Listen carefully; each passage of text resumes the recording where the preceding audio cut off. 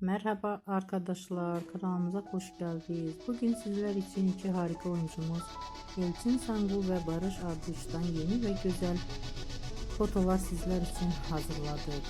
Elçin Sangu öyle bir geçer zaman ki Kurt Seyit ve Şura ve Kralık Aşk dizisinde rol almış ve herkeslere çok beğenilmiş.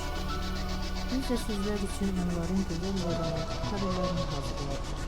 Bu videoların devamlı gelmesini istiyorsanız kanalımıza abone olup yorum yazmayı unutmayın.